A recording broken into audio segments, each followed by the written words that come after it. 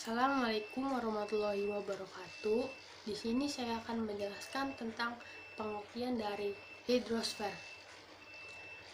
Hidrosfer berasal dari kata hidro yang berarti air dan sfer yang berarti lapisan.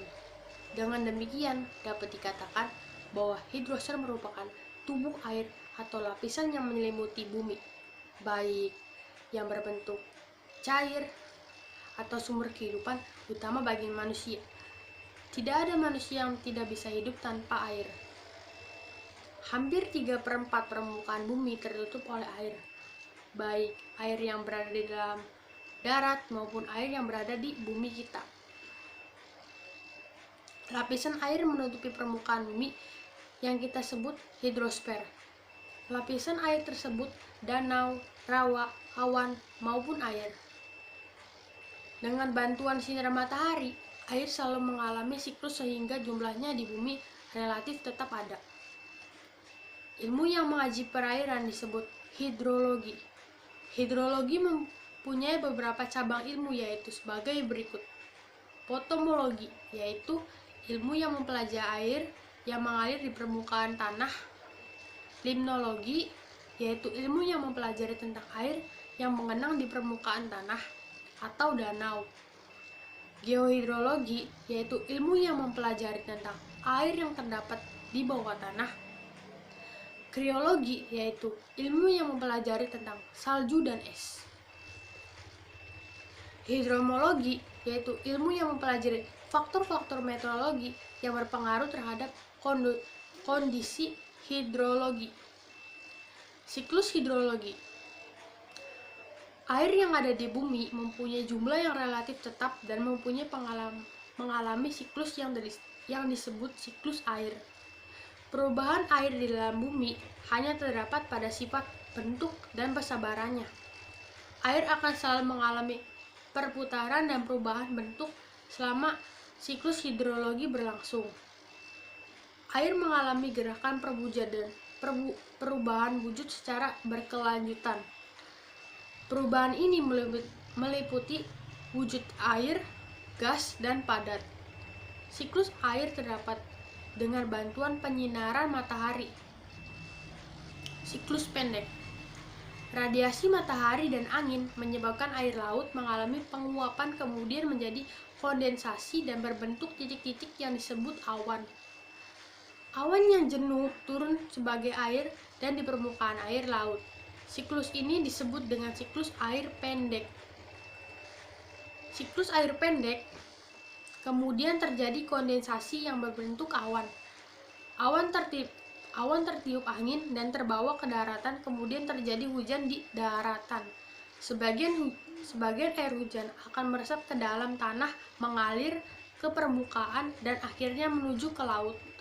Siklus air seperti ini disebut siklus air sedang. Siklus air panjang atau air laut mengalami penguapan lalu menjadi kondensasi dan membentuk awan. Awan ini terbawa ke daratan dan terjadi hujan berupa hujan salju dan es. Salju dan es kemudian mengendap di permukaan tanah dan pada musim semi mulai mencair. Air tersebut kemudian sebagian akan meresap ke dalam tanah dan sebagian lagi akan mengalir ke permukaan tanah dan akhirnya menuju ke laut. Siklus air seperti ini disebut siklus air panjang. Air permukaan. Air permukaan adalah bagian dari air hujan yang tidak mengalami infiltrasi atau peresapan. Air hujan yang mengalami peresapan dan muncul kembali ke permukaan bumi sebagai mata air. Mata air yang muncul di permukaan bumi akan mengalir sebagai permukaan. Macam-macam air permukaan. Sungai Khayalan, Kalimantan Tengah. A. Sungai.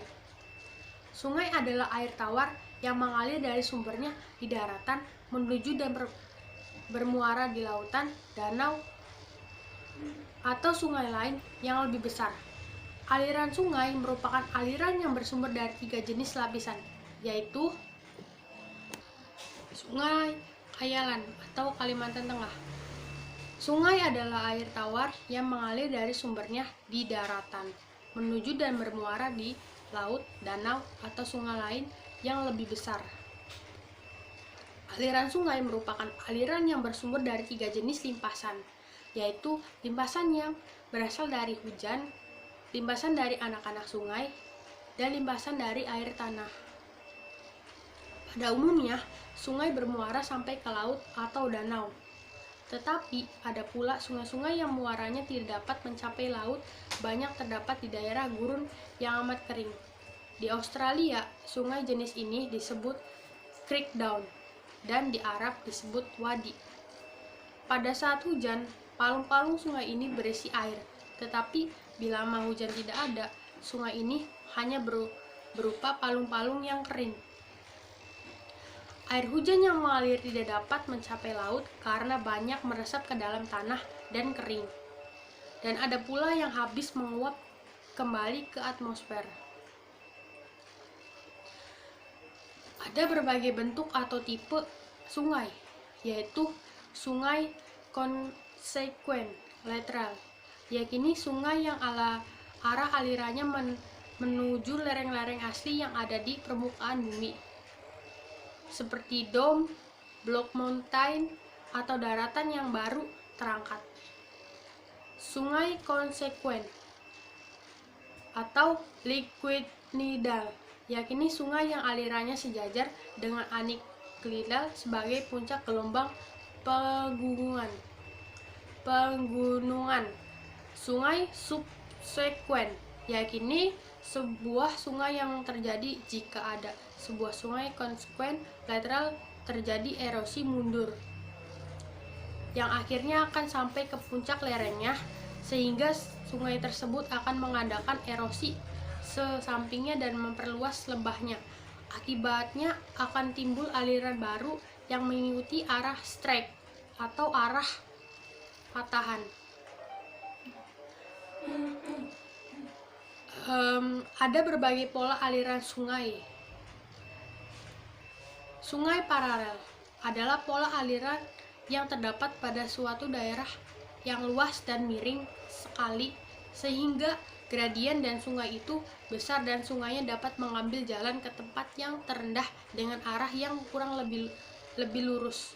Pola ini misalnya dapat berbentuk pada suatu coastal plain atau daratan pantai yang masih muda, yang lereng, aslinya miring sekali ke arah laut. Laut rectangular adalah pola aliran yang terdapat pada daerah yang mempunyai struktur patahan, baik yang berupa patahan sesungguhannya atau hanya poin atau retakan. Pola ini merupakan pola aliran siku-siku.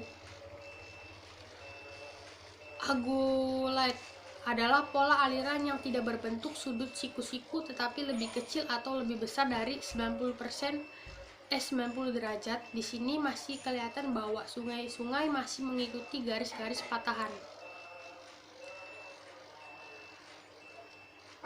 Sungai bagian hulu sungai di bagian hulu mempunyai lembah berbentuk V. Hal ini disebabkan adanya lereng-lereng yang terjal sehingga arus air cepat.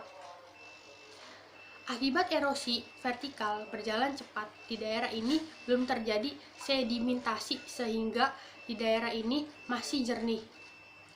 Sungai bagian tengah sungai di bagian tengah mempunyai lembah berbentuk U.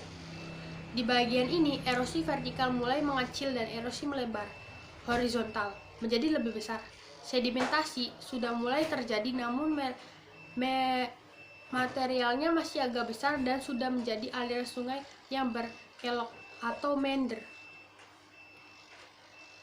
Sungai bagian hilir, sungai yang di bawah atau hilir berbentuk U atau melebar.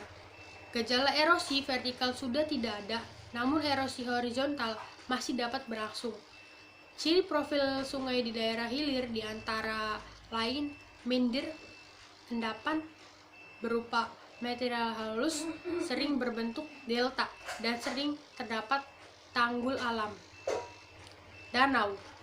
Danau adalah tubuh air dalam jumlah besar yang menempati basin di wilayah daratan. Suatu genangan dapat disebut dengan danau jika paling tidak memiliki 3 kriteria sebagai berikut. Kriteria yang pertama, mempunyai permukaan air yang cukup luas sehingga mampu menimbulkan gelombang. Kedua, air cukup dalam sehingga dapat strata suhu pada kedalaman air tersebut. Yang ketiga, vegetasi yang mengapung tidak cukup untuk menutupi seluruh permukaan danau. Danau dapat terjadi dari berbagai sebab berikut. Danau glasial. Danau glasial dapat terjadi sebagai akibat adanya erosi dan pengendapan yang diakibatkan oleh aktivitas gletser di lereng-lereng bukit atau pegunungan. Danau vulkanik. Danau vulkanik berbentuk akibat adanya aktivitas vulkanik. Danau tektonik. Danau tektonik berbentuk akibat gerakan lempeng tektonik. Danau tektovulkanik. Danau tektovulkanik berbentuk akibat adanya kegiatan tektonik dan vulkanik. Danau keras. Danau keras berbentuk akibat adanya proses solusi atau peralihan kapur oleh air sehingga berbentuk suatu dolina atau dolin. Danau aliran. Danau aliran dapat dikategorikan menjadi 3, yaitu danau Aufbau, danau lateral, dan danau delta. Danau laguna.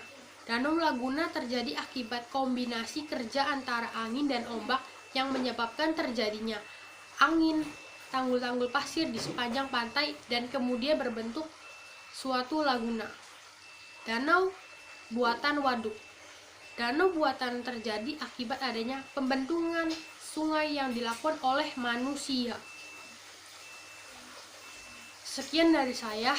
Jika ada kata-kata yang kurang atau salah, tolong dimaafkan. Assalamualaikum warahmatullahi wabarakatuh.